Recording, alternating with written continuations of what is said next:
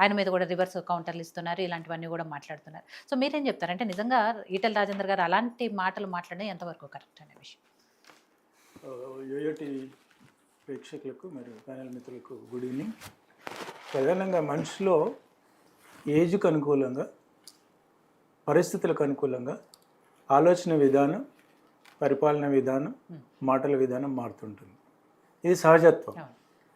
కానీ రాజకీయ నాయకులకు ఏముంటుందంటే ప్రధానంగా ప్రతిపక్ష పార్టీ కానివ్వండి, లేకపోతే అధికార పార్టీ కానివ్వండి, అధికార పార్టీలో ఉండేసి సంతోషంతో కొన్నిటికి ఆచరణ సాధ్యం కానిటువంటి సంతోషంలో హామీలు ఇస్తుంటారు. అదే ప్రతిపక్ష పార్టీలకు వచ్చినప్పుడు ఏమవుతుంది అంటే, మల్కాజ్గిరి నియోజకవర్గం అనేది ఒక పెద్ద నియోజకవర్గం. అందులో మాస్ కూడా ఉండేటువంటి ప్రాంతం ఈ మూసీ పరివాహక ప్రాంతం ఆయన నియోజకవర్గంలో ఉంది. డిఫరెంట్ లో లెవెల్ ఏరియాస్ కూడా ఉన్నాయి. అయితే ప్రభుత్వాన్ని ప్రశ్నించాలి. ఎవరు ప్రశ్నించాలి? కామన్ మ్యాన్ ప్రశ్నించలేదు, మీడియా ప్రశ్నించాలి. మీడియా వ్యవస్థ ఎట్లుందో మీకు తెలుసు. నేను మీ మీడియాలో కూర్చొని నేను మీడియా గురించి చెప్పలేను. అయితే మరి ఎవరిని ప్రశ్నించాలి? ముళ్ళుతోనే తీయాలని ప్రజలు కూడా చాలా తెలియకలు. ఓకే, మరి ఇప్పుడు రేవంత్ని తిట్టాలి, లేకపోతే ఇంకో గతంలో కేసీఆర్ని తిట్టాలి, లేకపోతే మోడీ గారిని తిట్టాలి అంటే, మోడీ గారిని తిట్టాలి అంటే రేవంత్ దగ్గరికి పోతారు. ఎందుకంటే అపోజిషన్ పార్టీ. కేసీఆర్ని తిట్టాలి అంటే రేవంత్ రెడ్డి దగ్గర పోతారు. రేవంత్ రెడ్డిని తిట్టాలి అంటే ఒకరు పోతారు. ఆ ప్రజల యొక్క సమస్యల పరిష్కారం దిశగా ఒక ఎంపీగా ఆయన నుండి ప్రజలు కొన్ని ఆశిస్తారు. అంటే వాళ్ళ యొక్క సమస్యల పరిష్కారం కోసం ఆశిస్తారు. ఆ ఆచరణ సాధ్యం కాలేనటువంటి, ఆయన పరిష్కరించలేనటువంటి సమస్యలు ఉన్నప్పుడు ఆయన ఏం చేస్తారు? పాపం బీయింగ్ అయిన ఎంపీగా, ఇప్పుడు ఉదాహరణకు నేను ప్రత్యక్షంగా నేను సాక్షిని. అసలు ఈ గ్రేటర్ హైదరాబాద్లో అసలు మాస్టర్ ప్లాన్ అనేది దుర్మార్గపు ప్లాన్. 2011లో ఉన్నటువంటి మాస్టర్ ప్లాన్ కాంగ్రెస్ ప్రభుత్వంలో ఉంది. ఇవాళ మళ్ళీ అదే మాస్టర్ ప్లాన్ ఇక్కడ ఉంది. అంతకుముందు మాస్టర్ ప్లాన్లో ఎట్లా రోడ్ ఇక్కడ ఉందని పెట్టినారు, వీడు ఇటు కొనుక్కున్నాడు, ఇప్పుడు ఇక్కడ ఉంది అని రోడ్డు ఇక్కడ ఇటు చూపిస్తున్నారు. అది మాస్టర్ ప్లాన్లో నేను జిహెచ్ఎంసీకి ఇచ్చాను, కమిషనర్కి ఇచ్చాను, సీఎంఓ ఆఫీసులు ఇచ్చాను. అక్నాలెడ్జ్ చేయడానికి భయపడతారు. రైట్ టు ఇన్ఫర్మేషన్ యాక్ట్ వేస్తా అని చెప్పాను. వాళ్ళు చచ్చుకుంటూ చెప్పేస్తే నీకేం సమస్య ఉందో అది చేస్తామండి, మీరు ఎందుకు దీని మీద వెనకాల పడ్డారు అంటే, ఇది నా ఒక్క సమస్య కదండి, చుట్టుపక్కల ఉన్నటువంటి అన్ని జిల్లాలలో వేల ప్లాట్లు మోసపోతున్నారు అని అంటున్నారు. అంటే ఒక సామాజిక బాధ్యత ఉన్నోని కాబట్టి నేను కంపల్సరీ పోవాల్సి వచ్చింది. నా స్వార్థం కోసం ఆలోచిస్తే నేను బయటని కాదు. అదేవిధంగా ప్రజల యొక్క ఆకాంక్షలకు, ప్రజల యొక్క అవసరాలను తీర్చే క్రమంలో ఆయనకు చేయలేడు. ఎందుకంటే గవర్నమెంట్లో లేడు. గవర్నమెంట్లో ఉన్నా కూడా పరిస్థితులు బాగలేవు, రాష్ట్ర ఆర్థిక వ్యవస్థ. ఈ కోణంలో ఆలోచించినప్పుడు ఆ ఫ్రస్ట్రేషన్తో ఉన్నటువంటి వ్యక్తి ఆయన బ్లాస్ట్ అయ్యాడు. అయితే సోదరుడు అన్నట్టుగా మనం గతంలో కూడా అనుకున్నట్టుగా మీకు కామన్ మ్యాన్కి ఏంటి తేడా అని అడుగుతున్నాం. మీకు ఫ్రస్ట్రేషన్ ఉంది, మీరు ఫ్రస్ట్రేషన్ ఉంది, ఓకే కామన్ మ్యాన్గా. మరి మీరు కూడా రోడ్డు మీద తాగుతారా? వైన్స్లో కామన్ మ్యాన్ తాగినట్టుగా మీరు తాగుతారా? అంటే మీకు అక్కడ ఒక స్టేటస్ అడ్రస్ వస్తుంది, మీకు ఒక పరిధి ఉంటుంది, మీకు ఒక ఆలోచన ఉంటుంది, మీకు ఒక అరే 1000 మంది ఉన్నారు కదా, ఇక్కడ నేను రోడ్డు మీద తినలేను, రోడ్డు మీద తాగలేను అనేటువంటి సోయి మీకు ఉన్నప్పుడు, అది ముఖ్యమంత్రి కావచ్చు, ఈటెల రాజేందర్ కావచ్చు, ఇంకా జగ్గారెడ్డి కావచ్చు, ఇంకెవరికైనా కావచ్చు, అంటే మీకు అవన్నిటి విషయంలోనూ మీకు ఒక స్టేబుల్గా ఉంటారు. మరి ఇక్కడ రాజకీయ అవసరాల కొద్ది ఎవరో ప్రేరేపితం కాగానే మరి ఇలా మాట్లాడతారు. రాజేందర్ గారు అలా మాట్లాడడం కూడా తప్పు. అంటే ప్రభుత్వాన్ని మీరు 1000 రకాలుగా విమర్శించండి, ఎవ్వరు కాదన్నారు. ఆ ప్రజలే హర్షిస్తారు కదా. ఆ ప్రభుత్వంలో ఉన్నోళ్ళని లేకపోతే లబ్ధిదారులు ఎవరైతే ఇబ్బంది పడుతున్నారో వాళ్ళు సంతోషిస్తారు కదా. కానీ ఆచరణ సాధ్యం కానటువంటి విషయాలు వీళ్ళు మాట్లాడొద్దు. గతంలో ముఖ్యమంత్రి గారు రేవంత్ రెడ్డి గారు సీఎం కాకముందు కూడా మాట్లాడినటువంటి సందర్భాల్లో బండి సంజయ్ గారు కానివ్వండి, లేకపోతే ఈటెల రాజేందర్ కానివ్వండి, రేవంత్ రెడ్డి గారు కానివ్వండి, మీరు మాట్లాడుతున్నది లక్షల మంది చూస్తారు. దయచేసి మీరు యంగ్ జనరేషన్ కానీ లేకపోతే ప్రజలకు కానీ మనకు ఒక మార్గదర్శకంగా ఉండాలని ఆ రోజు కూడా చెప్పినాం, ఈ రోజు కూడా చెప్తున్నాం, భవిష్యత్తులో కూడా చెప్తాం. చెప్పాల్సిన పరిస్థితి ఈ రాజకీయ నాయకులు తీసుకొస్తారు. ఇది మంచి పద్ధతి కాదు.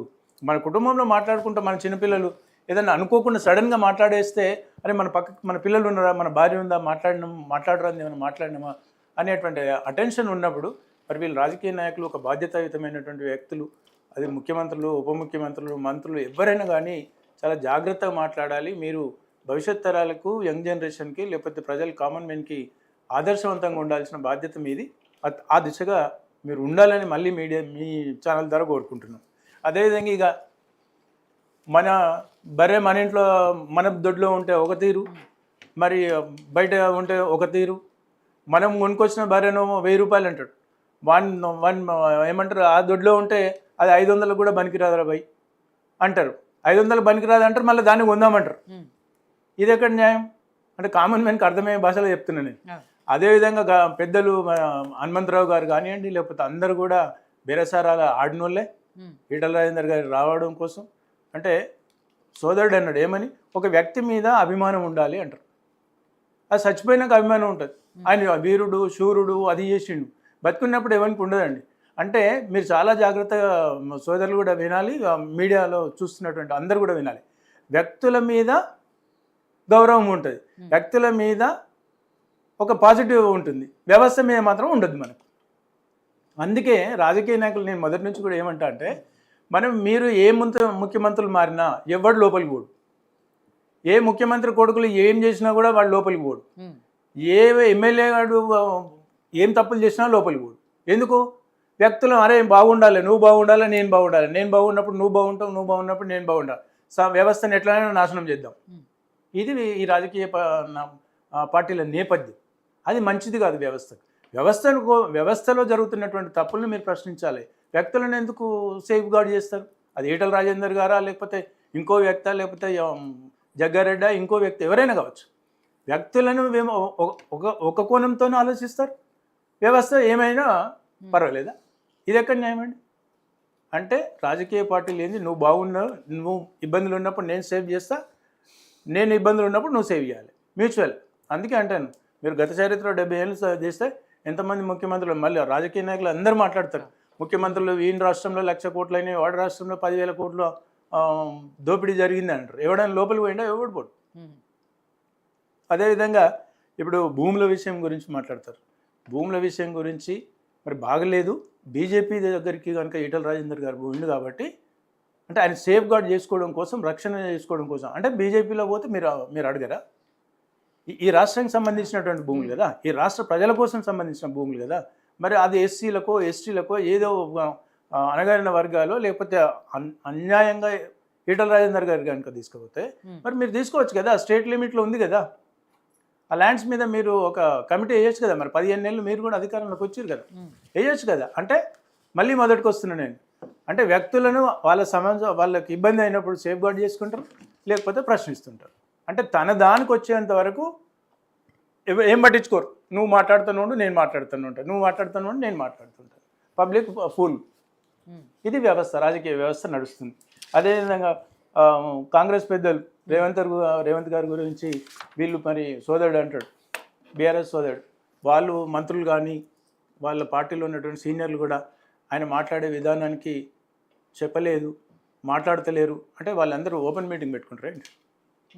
వాళ్ళు పెట్టుకొని ఉండొచ్చు కదా, గాంధీ భవన్లో పెట్టుకొని ఉండొచ్చు, లేకపోతే వాడిని సీఎం రేవంత్ గారి ఇంట్లో పెట్టేసి అయ్యా ఇది పద్ధతి కాదు, మరి ఈ పద్ధతి ప్రకారం పోవాలని చెప్పుకొని ఉండొచ్చు. మనందరికీ అది ప్రతిదీ మీటింగ్ పెట్టాము కదా. రేవంత్ గారు మోడీ గారు పోయినప్పుడు ఓకే ఈయన శాల్వా కప్పింది పెడతారు, బయటకు వచ్చి పెట్టింది మాట్లాడతారు, అలా లోపల ఏం మాట్లాడిందో తెలియదు. కేసీఆర్ గారు అక్కడ పోతాడు, వంగి నమస్కారం పెట్టింది ఒక ఫోటో పెడతారు, బయటకు వచ్చి మీడియా పాయింట్లో మాట్లాడింది ఒకటి పెడతారు. ఈ మధ్యన జరిగింది ఎవరు పెట్టారు. అందుకోసం ఇది ఒక పెద్ద చర్చ జరగాలి. ఆయన మోడీ దగ్గర పోయి కాలు పట్టుకుండని, లేకపోతే మోడీ ఉల్టా బతినాడిండని, లేకపోతే ఇక్కడ ఉన్న వ్యవస్థనంతా కోవటుగా పనిచేస్తుండని, రేవంత్ గారికి మొత్తం మోడీ గారు చెప్తేనే అమిత్ షా ఏం చెప్తే అదే ఎనీ మూమెంట్ కాంగ్రెస్ మొత్తం మర్చి చేస్తాడు. ఇవన్నీ ఊహాగానాలు. అంటే అవకాశవాద రాజకీయాలు ఒక ఆచరణలో, అంటే ఒక యాక్సెప్టబుల్ లిమిట్స్లో ఆరోపణలు చేయాలి. అది ఏ పార్టీ కూడా. గతంలో కేసీఆర్ గారిని కూడా అట్నే అన్నారు, వంగంగడి దండాలు పెట్టి వచ్చిండు, మరి కవిత గారిని డీల్ మాట్లాడుకొని వచ్చిండు. అంటే వీళ్ళు వాళ్ళని అంటారు, వాళ్ళని వీళ్ళని అంటారు. ఇదేనా జరిగేది? అంటే ఏదేమైనప్పటికీ ఇప్పుడు ఈ మాటలకు సంబంధించినటువంటి విషయాలు, గతంలో కూడా ఒక పిసిసి అధ్యక్షుడిగా రేవంత్ రెడ్డి గారు ఉన్నారు. గతంలో ఆలోచన విధానం వేరు, స్థాయి వేరు, బాధ్యత వేరు. ఇప్పుడు ఉన్నటువంటి పరిస్థితుల్లో మొన్న సోదరుడు అన్నట్టుగా నేనే అందాం అనుకున్నాను, సోదరుడు చెప్పిండు అసెంబ్లీ సాక్షిగా నన్ను. అంటే ఆయన ఒక ఫ్రస్ట్రేషన్ అన్నాడు. అంటే ఈయనను అంటే ఒక మనిషిని వండుకొని తినే రోజులు అవి. అంటే ఎందుకు అన్నాడు అంటే దాన్ని ఒక ఫ్రస్ట్రేషన్ అట్లా వచ్చేస్తుంది. వాళ్ళు ఈటల రాజేందర్ గారు కూడా గట్టినే వచ్చి ఉంటారు. కాకపోతే ఆయన లిమిట్స్లో కొంచెం ఈయన నా కొడుకు అనే వర్డ్ యూజ్ చేయదు. ఓకే, ఎవరు ఏమైనప్పటికీ కూడా అది మనము తప్పుని తప్పే అనాలి, అంతేగాని నా కొడుకు అనడం వేరు. అది తప్పు. రేవంత్ రెడ్డి గారు కూడా సారీ ఈటల రాజేందర్ కూడా అటువంటి స్వభావం కలిగిన వ్యక్తి కాదు, అందరికి కూడా తెలుసు.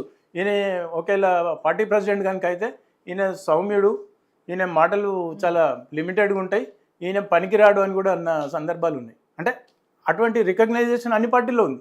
మరి ఏ విధంగా బ్లాస్ట్ అయిందో అది ఇక ఆయనకే తెలియాలి, అంటే పరిస్థితులకు నేను చెప్పిన ప్రకారం. రైట్. సో నరసింహనాయుడు గారు, ఇక్కడ ఈటల రాజేందర్ గారు తన గుర్తింపు కోసమో లేకపోతే ఇలా మాట్లాడితే అధిష్టానం దృష్టిలో పెడతారు, అధ్యక్ష పదవి ఇస్తారు, ఈ కోణంలో ఏమైనా ఆయన మాట్లాడి ఉండొచ్చు అనుకోవాలా? అట్లా కార్తిక్ గారు చాలా ఆరోపణలు చేశారు. సరే, వాళ్ళకి ఇప్పుడు గుర్తొచ్చింది ఏదైతే ఆయన భూముల కబ్జా చేశారు, పేదల భూముల కబ్జా. అప్పట్లో వాళ్ళ వర్షన్ వేరుంది, ఇప్పుడు వర్షన్ వేరుంది. సరే, ఏదైనా కూడా ఆయన ఒక దొంగ, ఇవన్నీ కూడా